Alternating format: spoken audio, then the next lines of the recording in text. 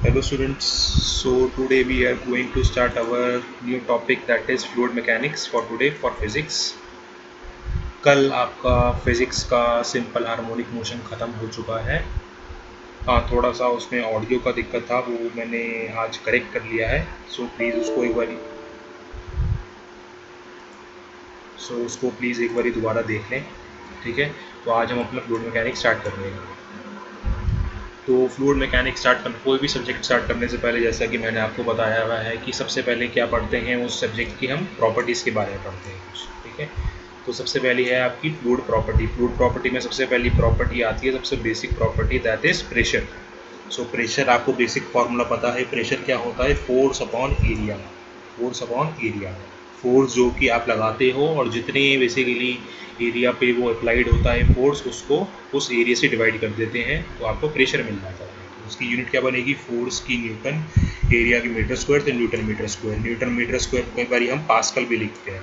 1 newton metre square is equal to the 1 pascal, ठीक है, यहाँ पे लिख सकते हो। और भी प्रेशर की बहुत सारी यूनिट्स होती हैं, जैसे कि प्रेशर को कई बार जो हमारे ऊपर अभी एटमॉस्फेरिक प्रेशर लग रहा है उसको क्या बोलते हैं? 1 atmospheric, 1 ATM in short, 1 ATM। क्योंकि आपको पता है कि एटमॉस्फेयर के ऊपर डिफरेंट डिफरेंट बहुत सारी लेयर्स हैं, तो वो लेयर हमारे ऊपर कंटिन्यूसली एटमॉस्फेरिक प्रेशर डालती हैं, और तो उसकी वैल्यू कितनी होती है? 1 ATM बोलते हैं उसको। 1 ATM कई बार 1 बार भी बोलते हैं। 1 बार का मतलब 1 बैरोमेट्रिक, और एक इसके इक्वल होता है 760 mm ऑफ Hg। Hg का मतलब क्या है यहाँ पे? मरकरी। अब 760 mm ऑफ Hg का मीनिंग क्या होता है इसके अंदर? इसका मीनिंग क्या है कि सपोज एक ट्यूब ले लो, ग्लास की, एक ग्लास की ट्यूब ले लो, इसके अंदर आप मरकरी फिल्ड कर दो, इसके अंदर आप मरकरी फिल्ड कर दो, कितनी हाइट तक? 760 mm तक। 760 mm मतलब कि 76 सेंटीमीटर तक आप इसमें मरकरी फिल्ड कर दोगे। और इस ट्यूब को अगर आप कंप्लीट वैक्यूम में अपने ऊपर रखते हो, तो जो आपके ऊपर प्रेशर ये ट्यूब, ये मरकरी डालेगा, तो वो आपके ऊपर प्रेशर अभी कंटिन्यूसली एटमॉस्फेरिक एयर डाल रही है, ठीक है। तो ये यहाँ पे इसका मीनिंग होता है 760 mm ऑफ Hg। ये कंटिन्यूसली एटमॉस्फेरिक प्रेशर हमारे ऊपर डाल रहा है। और ये किसके इक्विवेलेंट होता है? अगर मैं इसको पास्कल या न्यूटन पर मीटर स्क्वायर में लिखूँ, that is 1.01 into 10⁵ pascal. 1.01 approximately, इसको 1 भी बोल सकते हो, इंटू 10⁵ पास्कल के बराबर होता है। तो आप देख रहे होंगे कितना ज़्यादा हाई प्रेशर हमारे ऊपर एटमॉस्फेरिक एयर डाल रही है, जिसके हम कंटिन्यूसली क्या है, यूज टू हो चुके हैं, इसलिए हमें ये फील नहीं होता। हम क्या है, ये प्रेशर हमारे ऊपर बचपन से लग रहा है, तो हम इसके यूज टू हो चुके हैं, हमें इसमें रहने की आदत हो चुकी है। और कई बार इसको, जहाँ पे जैसे हमने ये लिखा है ना 760 mm ऑफ Hg, कई बार इसको ये भी लिखते हैं 760 टॉर। टॉर मतलब कि this is the name of scientist Torricelli, ठीक है। तो ये भी इक्विवेलेंट ही है इसके। और यहाँ पे जैसे कि अगर 760 mm ऑफ Hg को लिखते हो इक्वल टू 760 टॉर, तो इसका मतलब क्या हुआ? 1 mm of Hg is equal to the 1 torr, ठीक है। तो ये आपका है क्या? प्रेशर के बारे में और इसकी यूनिट्स के बारे में। प्रेशर की यूनिट काफ़ी इंपॉर्टेंट होती है, एटमॉस्फेयर की यूनिट और प्रेशर की यूनिट, तो उसका प्लीज़ थोड़ा सा ध्यान रखें, ठीक है। नेक्स्ट आते हैं आपका hydrostatic law of pressure. Hydrostatic law of pressure, देखो क्या होता है कि सपोज़ मैं कोई एक कंटेनर लूँ, कोई कंटेनर लूँ इस तरीके का, इसमें क्या करता हूँ मैं? लिक्विड फिल कर देता हूँ। इसमें क्या करता हूँ मैं? लिक्विड फिल कर देता हूँ। तो मैं अगर तुमसे पूछूं कि मैं यहाँ पे एक बॉटम पे पॉइंट लेता हूँ, मैंने यहाँ पे एक बॉटम पे पॉइंट लिया कि यहाँ पे प्रेशर क्या होगा, ठीक है। तो यहाँ पे प्रेशर क्या होगा? यहाँ पे प्रेशर वो होगा, अगर मेरे को इस पॉइंट के ऊपर प्रेशर निकालना हो तो वो मैं इस लॉ के थ्रू निकालूंगा, और वो प्रेशर क्या होगा? Pressure is equal to the rho g h, ठीक है। तो ये प्रेशर होगा इस पॉइंट के ऊपर। अब इसके अंदर ये क्वांटिटी क्या बता रही है? रो। आपको rho is the density of the liquid, rho is the density of liquid, जो भी ये लिक्विड है इसकी डेंसिटी होगी रो, ठीक है। जी आपका एज यूजुअल जैसे कि 9.81 एक्सेलरेशन ड्यू टू ग्रेविटी, और एच इज़ द हाइट, जितनी हाइट में ये सबमर्ज है, जितनी हाइट तक ये सबमर्ज है। तो जितनी ज़्यादा ये बेसिकली हाइट पे होगा, जितनी ज़्यादा ये नीचे डेप्थ में जाता जाएगा, उतना ज़्यादा इसके ऊपर इस बेसिकली पॉइंट के ऊपर क्या होगा? प्रेशर बढ़ता जाएगा, ठीक है। तो ये इसका मीनिंग होता है। आपने कभी एक्सपीरियंस करा होगा ना, आप स्विमिंग करते हो, आप कभी नीचे डाइव मारते हो, जितना आप नीचे जाते रहते हो उतना आपके ईयर्स के ऊपर, बॉडी पार्ट्स के ऊपर प्रेशर बढ़ता जाता है। जितना बेसिकली बेस में जितना नीचे की तरफ जाओगे उतना प्रेशर बढ़ता रहता है, ठीक है। तो यहाँ से क्या पता चलता है इस लॉ से कि प्रेशर हमारा जो प्रोपोर्शनल होता है किसके, हाइट के प्रोपोर्शनल होता है। जितनी आप बेसिकली डेप्थ में बिलो जाते जाओगे उतना ज़्यादा प्रेशर बढ़ता रहेगा, जितनी सरफेस पे रहोगे उतना कम प्रेशर होगा, ठीक है। ये और किसी चीज़ पे डिपेंड नहीं करता प्रेशर, सिर्फ यहाँ पे जो वेरिएबल है सिर्फ एच है, बाकी डेंसिटी किसी फ्लूइड के लिए कॉमन होगी और जी 9.1 सेम है ही है, ठीक है। तो ये हाइड्रोस्टैटिक लॉ ऑफ प्रेशर है, ठीक है। अब इसमें ये डायग्राम क्या बता रहा है आपको, सपोज तुम्हारे पास कोई एक ये कंटेनर है, इससे 3 ट्यूब्स कनेक्टेड है, 3 ट्यूब्स कनेक्टेड हैं अलग अलग तरीके की। मैं इसको 1 बोल देता हूँ, इसको 2 बोल देता हूँ, इसको 3 बोल देता हूँ, ठीक है। ये एक पूरी वर्टिकल ट्यूब है, ये थोड़ी जिगजैग ट्यूब है, ये थोड़ी इंक्लाइन ट्यूब है। तो सपोज़ मैं अगर इस हाइट को भी h ले लूँ, अगर ये तीनों सेम हाइट तक फिल्ड हैं तो इस हाइट को भी मैं h ले लूँ, और अगर मेरे को इन बेस पॉइंट पे बेसिकली अगर बेस पॉइंट पे किसी बेस पॉइंट पे मेरे को प्रेशर निकालना हो तो वो भी क्या होगा, वो भी सिंपली यही होगा, P is equal to the rho g h. P is equal to the क्या होगा, रो जी एच, क्योंकि तीनों में हाइट क्या है, सेम है। ये ट्यूब की बेसिकली शेप पे डिपेंड नहीं करेगा कि प्रेशर किस में ज़्यादा है किस में कम है। आपको ये लग रहा होगा कि इस वाली ट्यूब के बेस में प्रेशर सबसे ज़्यादा होगा, क्यों, क्योंकि ये इंक्लाइंड है, क्योंकि इसके अंदर सबसे ज़्यादा लिक्विड फील्ड होगा, इसलिए यहाँ पे सबसे ज़्यादा प्रेशर होगा। लेकिन ऐसा नहीं होता। According to the hydrostatic law of pressure, pressure सिर्फ और सिर्फ हाइट पे डिपेंड करेगा कि उसके ऊपर वर्टिकली हाइट कितनी है, वो भी वर्टिकल हाइट देखेंगे आप, ना कि कोई इंक्लाइंड या कोई जो भी जिगजैग हाइट होगी वो, ठीक है। तो ये बताता है कि तीनों पे प्रेशर क्या होगा, सेम होगा। तो P1 is equal to the P2, अगर मैं इस डायग्राम की बात करूँ, P1 is equal to the P2 equal to the P3, ठीक है, P3। और ये प्लीज़ डायग्राम के लिए और ये मेरे टेक्स्ट के लिए इसके ऊपर थोड़ा सा, इसके लिए मैं आपसे सॉरी बोलना चाहता हूँ, क्योंकि हमारे पास अभी कोई ज़्यादा सोर्सेज नहीं है, तो इसको माउस से बेसिकली इसमें लिखने में थोड़ी प्रॉब्लम होती है, तो प्लीज़ इसको थोड़ा सा बियर करें आप लोग, है ना, ठीक है। तो यही रिलेशन यहाँ पे लिखा हुआ है कि P is equal to the rho g h, where P is the density of liquid, जो भी ये लिक्विड फील्ड है उसकी डेंसिटी 9.81 GH, जो भी आपकी ये हाइट है, ठीक है। तो इसमें नेक्स्ट यहाँ पे एक ये नोट पॉइंट लिखा हुआ है आपके लिए कि जैसे कि आप लोगों ने सुना होगा, ये आपका पूरा अर्थ है ना। आप जितना जितना बेसिकली इस अर्थ की सरफेस से ऊपर जाते जाओगे उतना प्रेशर क्या होता है, डिक्रीज़ होता है। जितना प्रेशर ऊपर जाते जाओगे जितना डिक्रीज़ होगा, जितना नीचे जाते जाओगे उतना प्रेशर क्या होगा, इंक्रीज़ होगा, ठीक है। तो यहाँ पे ये लिखा हुआ है कि प्रेशर क्या होता है हमारा, इन्वर्सली प्रोपोर्शनल होता है किसके, एल्टीट्यूड के, मतलब किसके, हाइट के, ठीक है। आपने सुना होगा ना, कभी आप हिली एरियाज़ में जाते हो, ऊपर की तरफ जाते हो, तो क्या होता है आपकी नोज़ वगैरह ब्लीड होनी स्टार्ट हो जाती है ना। और क्या होता है कि ऊपर जो हिली एरियाज़ में लोग रहते हैं उनको वहाँ पे खाना कुक करने में डिफ़िकल्टी होती है ना, क्योंकि क्या होता है कि ऊपर की तरफ प्रेशर क्या होता है, जितना ऊपर जाते हो प्रेशर कम होता है, ठीक है। तो ये चीज़ है, ठीक है। अब है कि तुमने अभी तक हमने प्रेशर की बात करी है, अब इस प्रेशर को हम लोग मेजर कैसे करते हैं, ठीक है। तो एटमॉस्फेरिक प्रेशर जो है, एटमॉस्फेरिक प्रेशर जो हमारे ऊपर लग रहा है उसको मेजर करने के लिए हमारे पास इंस्ट्रूमेंट होता है, उसका स्पेसिफिक नाम है, क्या बोलते हैं उसको, बैरोमीटर।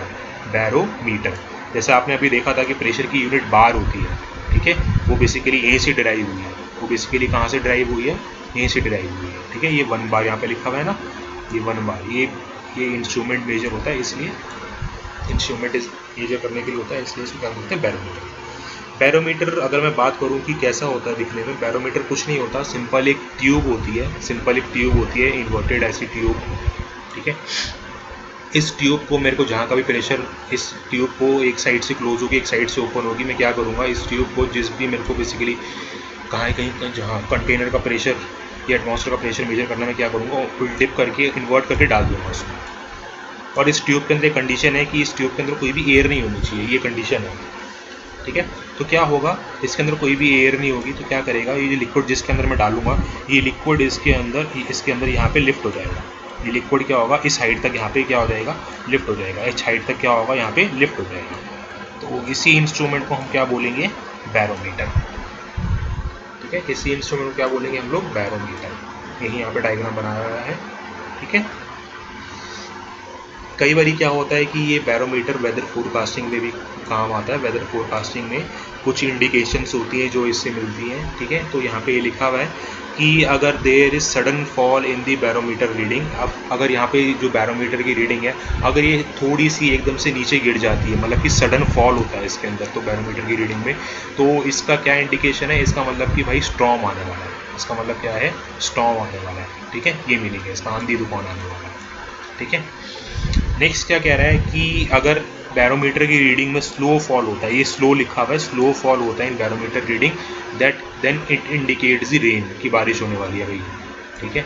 तो अगर ये धीरे से गिरेगी रीडिंग तो उसका क्या इंडिकेशन होगा, ये रेन आने वाली है। अगर एकदम से गिरेगी तो स्ट्रॉन्ग होने वाली। क्वेश्चन आता है इसके ऊपर, ठीक है।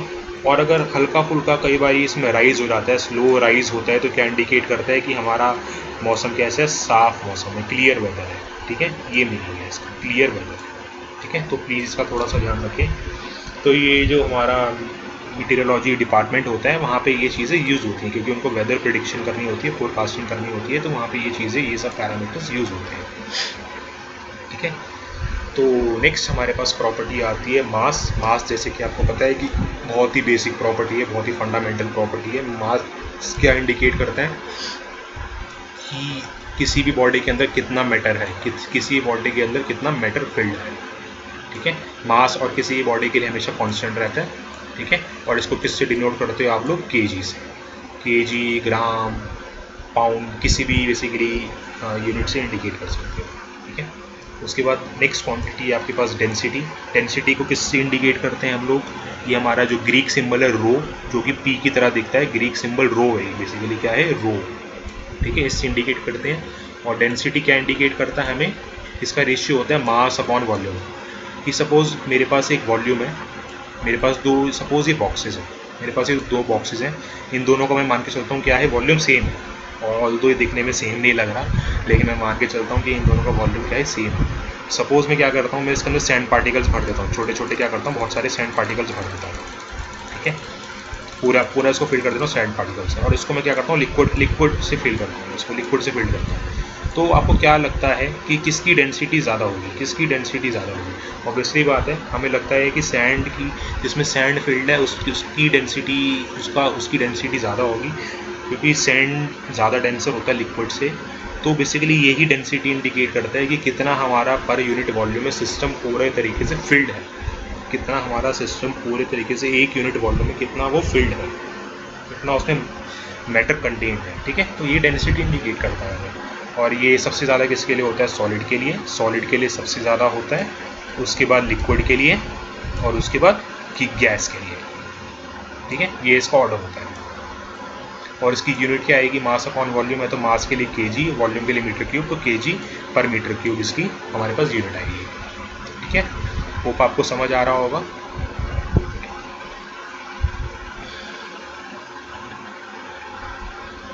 ठीक है।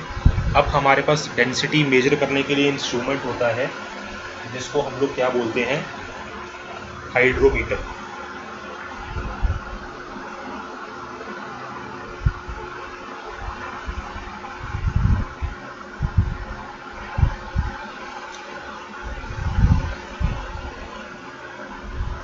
ठीक है। तो हाइड्रोमीटर जो हमारे पास इंस्ट्रूमेंट होता है, hydrometer, which it is use to measure the density और स्पेसिफिक ग्रेविटी, ठीक है। और ऐसा ही हमारे पास एक इंस्ट्रूमेंट होता है, इसको बोलते हैं हाईग्रोमीटर। हाईग्रो है यहाँ पे, पहले वाले में क्या था, हाइड्रो था, तो वो किस लिए, डेंसिटी के लिए। और हाईग्रो में क्या है, it is use to measure the specific humidity, ठीक है। तो इन इंस्ट्रूमेंट्स को जो भी मैं बता रहा हूँ आपको प्लीज़ याद रखें, इसके ऊपर डायरेक्ट क्वेश्चन आता है, ठीक है। तो अब हमारे पास दो तरीके के इंटरमॉलिक्यूलर फोर्स ऑफ अट्रैक्शन होते हैं, इंटरमॉलिक्यूलर फोर्स ऑफ अट्रैक्शन होते हैं, शायद आप लोगों ने इनका नाम सुना होगा। एक होता है एडेशन, दूसरा होता है कोहेशन। एडेशन आपने शायद सुना होगा किसी भी फेविकॉल वगैरह के ऊपर, या किसी भी चीज़ को जो भी हम स्टिक करने के लिए यूज़ करते हैं उसके ऊपर लिखा होता है एडेसिव, ठीक है। तो एडेशन किस तरीके का इंटरमॉलिक्यूलर फोर्स ऑफ अट्रैक्शन होता है, ये किस तरीके का इंटरमॉलिक्यूलर फोर्स ऑफ अट्रैक्शन होता है, जैसा कि इंटरमॉलिक्यूलर फोर्स ऑफ अट्रैक्शन होता है between the different molecules, between the different substances, ठीक है, मतलब कि क्या होगा, एडेशन के अंदर क्या प्रॉपर्टी होगी, ये जो दो डिफरेंट चीज़ें होगी, जो दो डिफरेंट चीज़ें होंगी उसके साथ आपस में स्टिक करेंगी। ठीक है, इसलिए ही कोई भी फेविकॉल वगैरह पे क्या होता है, एडेसिव लिखा होता है, क्योंकि फेविकॉल किसी भी दूसरी चीज़ को चिपकाती है। ठीक है, ना कि वो खुद के साथ ही चिपकी हुई रहती है। ठीक है, नेक्स्ट है हमारे पास कोहेशन। कोहेशन क्या होता है, intermolecular force of attraction between the molecules of same substance. ठीक है, मतलब इसको समझ सकते हो कुछ, ये एडेशन जो होगा ना थोड़ा कैसा होगा, एक्सट्रोवर्ट टाइप का होगा, सबके साथ घुल मिल जाएगा अच्छे से। ठीक है, कोहेशन कैसा होगा, थोड़ा इंट्रोवर्ट टाइप का होगा, मतलब रिजर्व टाइप का होगा, अपने अपने में रहेगा। ठीक है, मतलब क्या होगा, इसके अंदर जो इंटरमोलिकुलर फोर्स ऑफ अट्रैक्शन होगा बिटवीन दी सेम सब्सटेंस होगा, मतलब अपने साथ ही चिपका रहेगा। सपोज अगर तुमने कोई फेविकॉल बना दी जो जिसमें कोहेशन ज़्यादा होगा, मतलब क्या होगा, वो दूसरी चीज़ को चिपका ही नहीं पाएगा, वो खुद के साथ ही चिपका रहेगा। ठीक है, इसलिए कभी भी कोई भी चीज़ जो पेस्ट करने के लिए होती है उस पर कभी भी कोहेसिवली लिखा होता है, एडेसिव लिखा होता है। ठीक है, तो किस किस चीज़ की बेसिकली एडेशन प्रॉपर्टी अच्छी होती है, किस किस चीज़ की कोहेशन प्रॉपर्टी अच्छी होती है। वाटर जो होता है उसके अंदर एडेसिव फोर्स ज़्यादा होता है कोहेसिव फोर्स से। वाटर जो होता है उसके अंदर क्या होता है, एडेसिव फोर्स ज़्यादा होता है कोहेसिव फोर्स से। ठीक है, और ऐसे ही हमारे पास मरकरी जो होता है, मरकरी उसके अंदर क्या होता है, कोहेसिव फोर्स ज़्यादा होता है एडेसिव फोर्स से। ठीक है, मरकरी आपने देखा होगा हमेशा बॉल फॉर्म में रहता है ना, हमेशा अपने अपने साथ चिपका रहता है, वो किसी भी चीज़ को वेट नहीं करता कभी भी। ठीक है, ठीक है, तो जिसके अंदर एडेसिव फोर्स ज़्यादा होता है उसके अंदर प्रॉपर्टी होती है वो किसी भी चीज़ को वेट कर देगा, मतलब गीला कर देगा। और वाटर को किसी भी चीज़ पर डालोगे उसके सरफेस को वेट कर देता है ना वो। ठीक है, तो उसके अंदर बेसिकली वेटिंग प्रॉपर्टी होती है।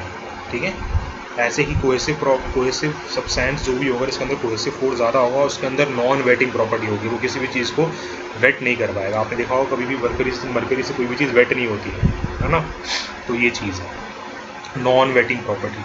ठीक है, अब इनके अंदर आता है कि ये कॉन्टैक्ट एंगल किस तरीके के बनाते हैं, एडेशन और कोहेशन में कॉन्टैक्ट एंगल किस तरीके का बनता है ना।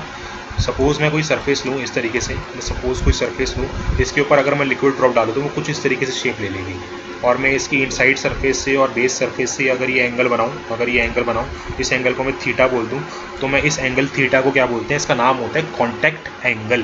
क्या नाम होता है इसका, कॉन्टैक्ट एंगल। ठीक है, तो contact angle in case of adhesion force is always acute, इसको याद रखना है आपको, क्वेश्चन आता है इसके ऊपर। ठीक है, जैसे कि यहाँ पे भी दिख रहा होगा आपको ए आ रहा है, एंगल में भी क्या आ रहा है, ए, तो इस तरीके से याद रख सकते हो आप लोग कि contact angle in case of adhesion force is always acute. ठीक है, ऐसे ही कोहेसिव फोर्स में अगर मैं मरकरी लूँ, मरकरी हमेशा क्या होता है, बॉल फॉर्म में रहेगा, मरकरी हमेशा क्या होगा, बॉल फॉर्म में रहेगा। ठीक है, तो अगर मैं इसका बेसिकली एंगल बनाऊँ सरफेस के साथ, तो हमेशा ये कैसा, थीटा कैसा बनेगा, ऑब्ट्यूज बनेगा, हमेशा ये थीटा कैसा बनेगा, ऑब्ट्यूज बनेगा। ठीक है, तो कोहेशन के केस में आपका कॉन्टैक्ट एंगल कैसा बनेगा, ऑब्ट्यूज एंगल बनेगा। ठीक है, ओ यहाँ पे आ रहा है कोहेशन में, ओ यहाँ पे आ रहा है। ठीक है, तो इन चीज़ों को याद रखना है आपको। होप आप लोगों को समझ आ रहा होगा। प्लीज़ कुछ भी समझ नहीं आए तो मेरे से आप डाउट पूछ सकते हैं। ठीक है, और ये नोट्स आपको मिल जाएंगे, नोट्स आपको सर सेंड कर देंगे, तो प्लीज़ इसमें नोट्स बनाने में ज़्यादा ध्यान मत दीजिए, इस बजाय कि इसको समझिए आप ध्यान से। ठीक है, तो नेक्स्ट प्रॉपर्टी पे चलते हैं, जैसे जो कि है हमारी सरफेस टेंशन। फ्लूइड की प्रॉपर्टी है surface tension. Surface tension basically जैसे इसके नाम से दिख रहा होगा आपको, इसमें दो वर्ड्स हैं, सरफेस और टेंशन। ठीक है, सरफेस का मतलब क्या है कि ये जो प्रॉपर्टी होगी सिर्फ ये कोई भी लिक्विड है उसकी सरफेस के ऊपर ही एग्जिस्ट करेगी, कोई भी लिक्विड है उसकी सरफेस के ऊपर ही एग्जिस्ट करेगी हमेशा। और टेंशन का मतलब कि ये जो फोर्स लगाएगी, कैसा फोर्स लगाएगी, टेंशन फोर्स लगाएगी हमेशा। जो फोर्स लगेगा कैसा फोर्स क्रिएट होगा, टेंशन फोर्स। ठीक है, तो इससे मिलके बना आपके पास क्या, सरफेस टेंशन, सरफेस के ऊपर लगने वाला टेंशन फोर्स। ठीक है, तो फ्लूइड में एक प्रॉपर्टी होती है, ये आपने कई बार देखा होगा। सपोज़ आप कोई कंटेनर लो, है ना, इसके अंदर लिक्विड फील्ड है, आपने कई बार देखा होगा इसकी सरफेस के ऊपर मॉस्किटोज फ्लोट करते हैं, है ना, इसकी सरफेस के ऊपर मॉस्किटोज फ्लोट करते हैं, वो कभी भी अंदर डिप नहीं करते, है ना। ठीक है, अब ये थोड़ी भाई उनको स्विमिंग आती है, वो उस तरीके से करते हैं, है ना। तो आपने ये चीज़ ऑब्जर्व करी होगी, और एक और चीज़ ऑब्जर्व करी होगी। सपोज़ आप कोई पिन लो, अगर आप उस पिन को इस सरफेस के ऊपर लाके आराम से कुछ इस तरीके से रख दो, बड़े केयरफुली इसको इसके ऊपर रख दो, तो वो सरफेस के ऊपर फ्लोट करती रहेगी पिन। ठीक है, तो इसको करके देखना, लेकिन आपको पिन को बहुत धीरे से रखना है, आराम से रखना है, और उसको इस तरीके से रखना है, ना कि ऐसा रखना, सॉरी ना कि ऐसा रखना, ठीक है। तो आप देखोगे कि सरफेस के ऊपर फ्लोट करेगी। ऑल्दो पिन देखो मेटल की बनती है, मेटल की डेंसिटी क्या होती है, ज़्यादा होती है वाटर से, लेकिन वो तभी भी फ्लोट करेगी। वो किस प्रॉपर्टी के कारण फ्लोट करेगी, वो सरफेस टेंशन प्रॉपर्टी के कारण ही फ्लोट करेगी, ठीक है। तो ये एक प्रॉपर्टी है कि क्या होगा सरफेस टेंशन की वजह से सरफेस पे क्या होगा कि आपने इसके ऊपर कोई पिन रखी, तो वो सरफेस क्या करेगी, लिक्विड की सरफेस क्या करेगी, टेंसाइल फोर्स लगाएगी अपने अपने मॉलिक्यूल्स के बीच में, ठीक है। और वो क्या होगा, एक फिल्म क्रिएट होगी सरफेस के ऊपर, एक फिल्म क्रिएट होगी जो कि उसको खींच के रखेगी, जो कि टूटने नहीं देगी इसको, ठीक है। तो ये सरफेस टेंशन प्रॉपर्टी होती है हमारी, क्या होती है, ये सरफेस टेंशन प्रॉपर्टी होती है। इसको हम डिनोट किससे करते हैं, by with the Greek symbol sigma. ये सिग्मा है बेसिकली, लेटा बस x, sigma is equal to the tension force यहाँ पे टेंशन फोर्स अपॉन में लेंथ, जो भी पिन की लेंथ होगी वो लेंथ यहाँ पे आ जाएगी, ठीक है। तो इससे आप सरफेस टेंशन निकाल सकते हैं। तो उसकी यूनिट क्या बनेगी सरफेस टेंशन की, न्यूटन पर मीटर, न्यूटन फोर्स का लेंथ का मीटर, तो यूनिट क्या बनेगी इसकी, न्यूटन पर मीटर, ठीक है। तो ये इसका बेसिकली फॉर्मूला है, ठीक है। और ये डेफिनेशन लिखी हुई है, it is a phenomena by which thin elastic like membrane is formed at the surface of liquid which tries to minimise it surface area, ठीक है। अब ये चलो तुम्हें समझ आ गया होगा कि इलास्टिक मेम्ब्रेन फॉर्म हो रही है at the surface of liquid which tries to minimise it surface area. इसका मीनिंग क्या है, which tries to minimise it surface area, कि आपने देखा होगा कि कोई भी वाटर होता है, वाटर का अगर आप ड्रॉप देखोगे, वाटर हमेशा ड्रॉप की फॉर्म में ही बनता है। वाटर आप देखोगे हमेशा कभी भी मतलब कोई और शेप नहीं होती, हमेशा ये ड्रॉप फॉर्म भी लेता है, ठीक है। तो ये ड्रॉप फॉर्मेशन जो होती है किस वजह से होती है, ये भी सरफेस टेंशन प्रॉपर्टी की वजह से ही होती है, ड्रॉप फॉर्मेशन होती है। आपने देखा होगा बारिश की बूंदें गिरती हैं डिफरेंट, है ना, कभी भी ऐसा तो नहीं है कि बिल्कुल स्ट्रीम लाइन लिक्विड की तरह पानी की तरह बिल्कुल बह रही हो बारिश में, क्या ऐसा नहीं होता, ठीक है। ड्रॉप की फॉर्म में ये ड्रॉप फॉर्मेशन किस वजह से होती है, सरफेस टेंशन प्रॉपर्टी की वजह से होती है, ठीक है। और सरफेस ये ड्रॉप क्यों फॉर्म होता है, क्योंकि ड्रॉप कैसा होता है, स्फेयर इन शेप होता है, और स्फेयर का हमारे पास क्या होता है, सरफेस एरिया मिनिमम होता है। ड्रॉप का क्या होता है, सरफेस एरिया मिनिमम होता है, इसलिए ये क्या करती है, सरफेस एरिया को मिनिमाइज करती है सरफेस टेंशन, ठीक है। तो ये यहाँ पे लिखा है। नेक्स्ट है सरफेस टेंशन का रिलेशन कैसा होगा टेम्परेचर के साथ में। तो जैसे कि हम अगर लिक्विड को गर्म करते हैं तो उसमें सरफेस टेंशन क्या होगा, रिड्यूस होगा। तो इसका रिलेशन कैसा हुआ, टेम्परेचर के साथ में इन्वर्सली प्रोपोर्शनल हुआ, टेम्परेचर के साथ में इन्वर्सली प्रोपोर्शनल हुआ, ठीक है। तो हमारा जो बेसिकली यार देखो काम होता है, ये जो आपके डिटर्जेंट्स वगैरह करते हैं ना, जो सर्फ एक्सेल होता है ना, वहाँ से भी रिलेट कर सकते हो, सर्फ एक्सेल बोलते हो उसको। वो क्या करता है, वो बेसिकली क्या करता है, सरफेस टेंशन को रिड्यूस करता है, ठीक है। वो क्या करता है, पानी में आप उसको मिक्स करके डाल देते हो अपने सर्फ एक्सेल वगैरह को, जो भी डिटर्जेंट है, वो क्या करता है, जो आपके क्लोथ के फाइबर होते हैं उसमें जो भी डस्ट पार्टिकल या जो भी आपका बेसिकली इम्प्योरिटी बेसिकली स्टक हुई भी होती है, सरफेस टेंशन जब कम होगी तो लिक्विड की कम होगी, तो क्या करेगा वो बेसिकली इन फाइबर से आपका वाटर पास कर जाएगा, इन फाइबर से वाटर क्या होगा, पास कर जाएगा, और वो क्या कर देगा, आपको इस आपके क्लोथ को क्लीन कर देगा, ठीक है। तो यही बेसिकली उनका फंडामेंटल होता है कि बेसिकली सरफेस टेंशन को रिड्यूस करना। सरफेस टेंशन आप देखो पानी को गर्म करके भी रिड्यूस कर सकते हो, आप उसमें डिटर्जेंट डाल के भी रिड्यूस कर सकते हो, और आप जो वॉशिंग मशीन काम करती है, वॉशिंग मशीन क्या काम करती है, आपका उस चीज़ को रोटेट करती है, मतलब कि उसको एजिटेट करती है, ये मतलब एजिटेशन, ठीक है। तो उससे भी आप कम कर सकते हो, एजिटेशन से भी सरफेस टेंशन ब्रेक होती है, ठीक है। तो ये काम होता है। होप आपको समझ आया होगा सरफेस टेंशन प्रॉपर्टी क्या है, काफ़ी अच्छी प्रॉपर्टी है। तो इसके लिए मैं आपको छोटी सी एनिमेशन भी दिखाता हूँ। Causes the oil by the velocity. This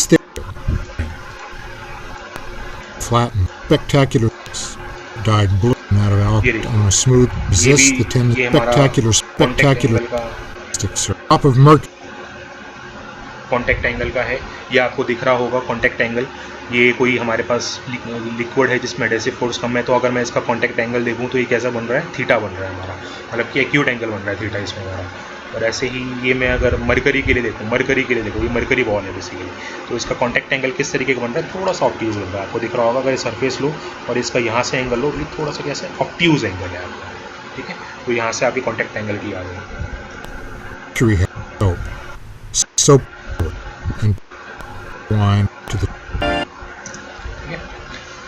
okay,